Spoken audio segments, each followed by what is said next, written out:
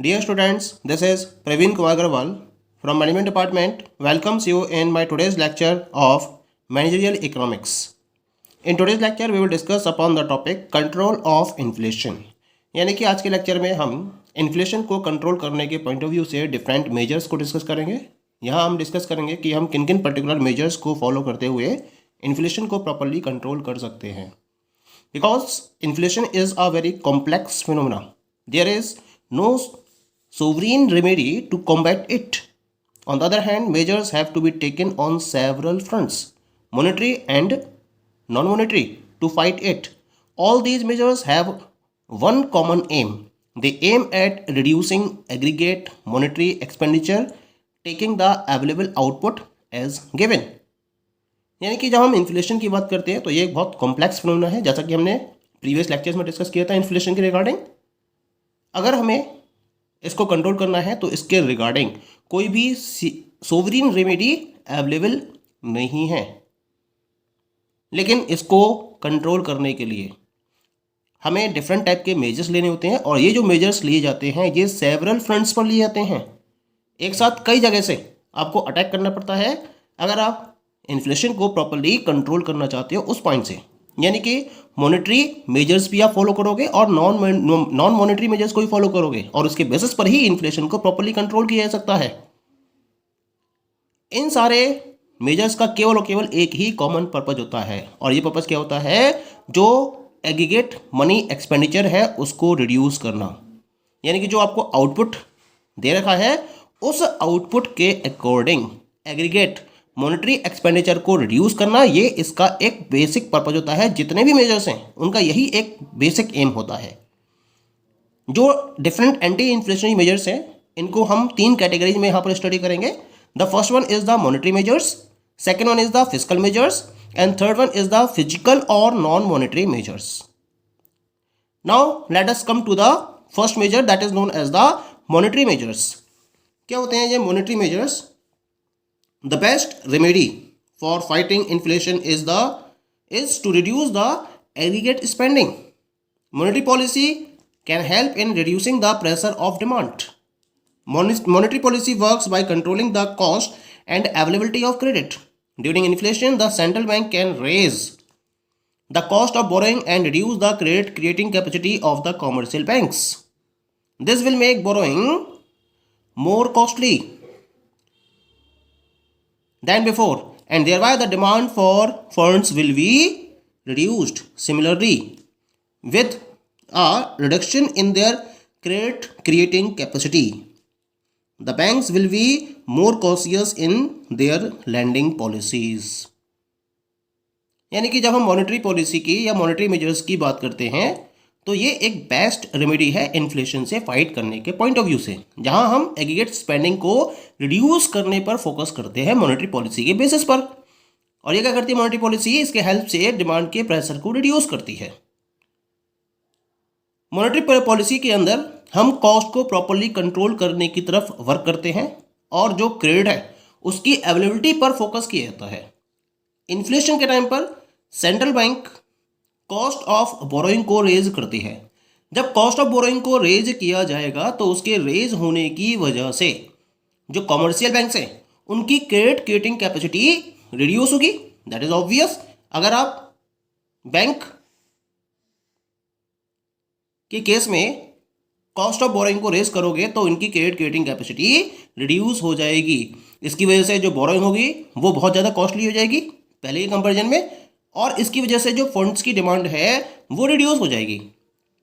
और इस वजह से क्या होगा, जो क्रेडिट क्रिएटिंग कैपेसिटी है उसके रिड्यूस होने से जो बैंक्स हैं वो अपने लैंडिंग पॉलिसीज़ को लेकर बहुत ज़्यादा कॉशियस हो जाएंगे, बहुत ज़्यादा सावधान हो जाएंगे और जितना लोन पहले वो प्रोवाइड कर रहे थे, लैंड कर रहे थे, अब उसके कंपेरिजन में कम लोन को लैंड करेंगे। लोन की लैंडिंग कमर्शियल बैंक की तरफ से कम हो जाएगी तो इसके अकॉर्डिंग मार्केट में मनी की सप्लाई रिड्यूस हो जाएगी और जो वॉल्यूम ऑफ स्पेंडिंग है वो डिक्रीज हो जाएगा और इस तरह से इन्फ्लेशन को कंट्रोल कर लिया जाता है। तो इसके लिए हम डिफरेंट टाइप के मैकेनिक्स को फॉलो करते हैं। तो क्या क्या मैकेनिक्स हैं इसके लिए? The very first mechanic is the raising bank rate. Bank rate क्या होता है? It is the rate at which the central bank is willing to rediscount eligible paper offered by the commercial banks.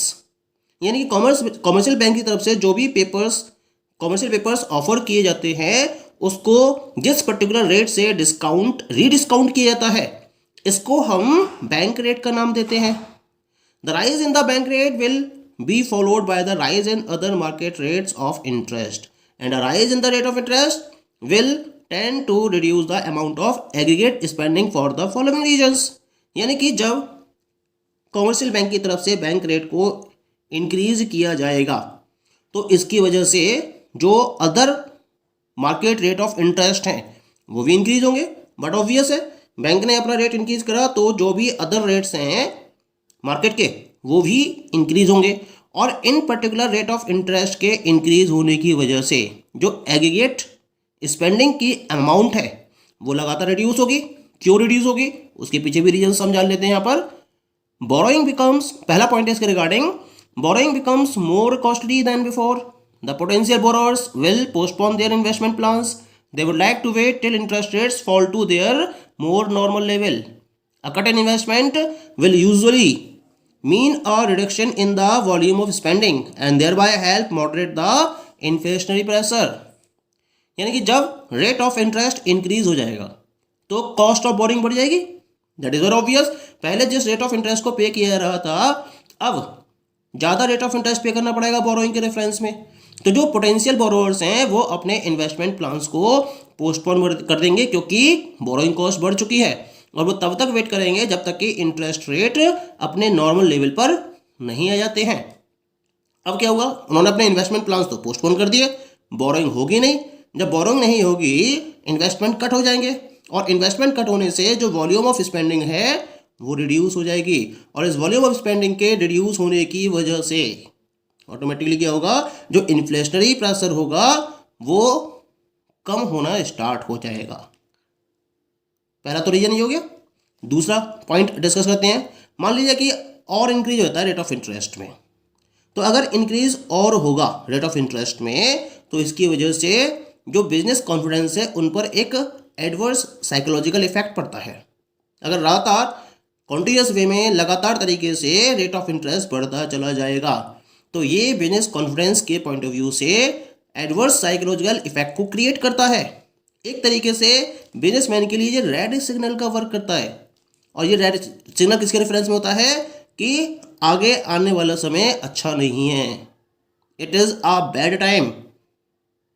और इस red signal के basis पर जो entrepreneur है वो क्या करेंगे, वो अपने इन्वेस्टमेंट या एडिशनल स्पेंडिंग को रोक देंगे क्योंकि उनका जो एंथुसियाज्म है वो डाउन हो जाएगा, और इस एंथुसियाज्म के डाउन होने की वजह से अगर वो अपनी एडिशनल स्पेंडिंग या इन्वेस्टमेंट की प्लानिंग कर रहे हैं तो वो इसको स्टॉप कर देंगे तब तक के लिए जब तक कि इस रेट ऑफ इंटरेस्ट में डिक्रीमेंट नहीं हो जाता है, और इस तरह से इन्फ्लेशनरी सिचुएशन या इन्फ्लेशनरी प्रेशर को कम किया जा सकता है।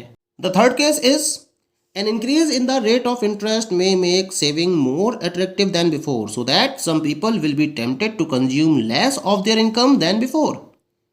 This will reduce consumers spending। यानी कि यहाँ क्योंकि रेट ऑफ इंटरेस्ट लगातार क्या हो रहा है, इंक्रीज हो रहा है, और इस रेट ऑफ इंटरेस्ट के इंक्रीज होने की वजह से जो सेविंग होगी वो अब पहले की कंपैरिजन में ज़्यादा अट्रैक्टिव होगी, क्योंकि पहले रेट ऑफ इंटरेस्ट मिल रहा था कम, लेकिन अब जो बैंक्स हैं वो रेट ऑफ इंटरेस्ट ज़्यादा पे कर रही है सेविंग के ऊपर। और जब सेविंग के ऊपर ज़्यादा रेट ऑफ इंटरेस्ट पे किया जाता है तो उनमें से कुछ लोग क्या करेंगे, वो अपनी टोटल इनकम में से अपने कंजम्पशन को कम कर देंगे और अपनी सेविंग को बढ़ा देंगे, क्योंकि इस सेविंग के बेसिस पर वो ज़्यादा रेट ऑफ इंटरेस्ट या ज़्यादा इनकम को अर्न करना चाहेंगे, और इससे उनकी स्पेंडिंग क्या हो जाएगी, उनकी स्पेंडिंग पहले के मुकाबले में रिड्यूस हो जाएगी, और इस स्पेंडिंग के रिड्यूस होने की वजह से जो इन्फ्लेशनरी प्रेशर है उस पर कहीं ना कहीं इम्पैक्ट पड़ेगा और वो इन्फ्लेशनरी प्रेशर कम होगा। ओके, ये तो बात हो गई in reference of raising the bank rate of interest. अब हम बात करेंगे about the second major, this is directly controlling credit creation. यानी कि इस मेथड में क्या होता है कि बैंक्स की जो क्रेडिट क्रिएशन कैपेसिटी है उसको डायरेक्टली कट कर दिया जाता है। होता क्या है, क्योंकि अपने खुद के इंटरेस्ट में बैंक्स अपने टोटल डिपॉजिट में से सारा का सारा अमाउंट लैंड नहीं करती हैं, बल्कि उसमें से एक पर्टिकुलर पार्ट मिनिमम रिजर्व के फॉर्म में या कैश के मिनिमम रिजर्व के फॉर्म में अपने पास सेफ्टी से रखती हैं। मान लीजिए कि 1 रुपये जमा हुआ बैंक के पास, तो 1 रुपये में से 20 पैसे या 25 पैसे या 15 पैसे 18 पैसे, जैसा कि रिजर्व बैंक ऑफ इंडिया ने डिसाइड किया हुआ है, उसके डायरेक्शन के अकॉर्डिंग इतना अमाउंट इन्हें मिनिमम रिजर्व के फॉर्म में, कैश के फॉर्म में अपने पास रखना होता है। इतने अमाउंट को ये लोन के फॉर्म में या लैंड नहीं कर सकती हैं। अब क्या होगा, if the central bank of the country can reduce the cash available to the banking system, the capacity of banks to lend money to the business या to the borrowers will be reduced. अब क्या हो कि अगर जो reserve bank of India है या जो कंट्री की सेंट्रल बैंक है, वो क्या करे, इस मिनिमम रिजर्व की क्वांटिटी को इंक्रीज कर दे, तो उनकी जो बोरोइंग कैपेसिटी है वो क्या हो जाएगी, रिड्यूस हो जाएगी, क्योंकि बैंकिंग सिस्टम में उनके पास लैंड करने के लिए जो कैश की अवेलेबिलिटी होगी वो रिड्यूस हो जाएगी। और उसके रिड्यूस होने की वजह से ये जो बैंक्स है वो बोरोवर्स को कम अमाउंट लैंड करने की पोजीशन में आ जाएंगे। पहले तो ज़्यादा अमाउंट लैंड कर रहे थे क्योंकि ये मिनिमम रिजर्व इनके पास कम रखना पड़ रहा था, लेकिन अब इस मिनिमम रिजर्व की क्वांटिटी को इंक्रीज कर दिया गया बैंक की तरफ से, रिजर्व बैंक ऑफ इंडिया की तरफ से। तो इनके पास जो लैंड करने के लिए अमाउंट है, वो जो इनकी लैंडिंग कैपेसिटी है वो रिड्यूस हो गई। तो इसका मतलब अपने खुद के इंटरेस्ट में ये क्या करेंगे, जो क्रेडिट की सप्लाई है उसमें कमी कर देंगे, और उसमें कमी करने की वजह से जो बोरोवर्स हैं वो अपने इन्वेस्टमेंट प्लान्स को पोस्टपोन कर देंगे, क्योंकि जब बैंक के पास लैंडिंग के लिए कैश अवेलेबल ही नहीं होगा तो ये बोरोवर्स को लोन देंगे कैसे। तो इसी वजह से बोरोवर्स को मजबूरी में अपने इन्वेस्टमेंट प्लान्स को पोस्टपोन करना पड़ेगा, क्योंकि इन्हें बैंक की तरफ से किसी भी तरीके की कोई भी हेल्प नहीं मिलती है, और इस तरह से मार्केट में मनी की सप्लाई को रिड्यूस कर दिया जाता है। अब इसके रिगार्डिंग हम वेरियस मेथड्स को अडॉप्ट कर सकते हैं, और उन वेरियस मेथड्स में पहला मेथड है that is the open market operations. क्या होता है ओपन मार्केट ऑपरेशंस में, if the central bank wants to reduce the credit creating capacity of the commercial banks, it will sell government securities to the public और to the banks themselves. यानी कि open market operation में जो central bank है वो क्या करती है, जो इसके पास कॉमर्शियल या फिर गवर्नमेंट सिक्योरिटीज अवेलेबल होती हैं, इन्हें ये पब्लिक को या फिर इन बैंक्स को सेल करती है।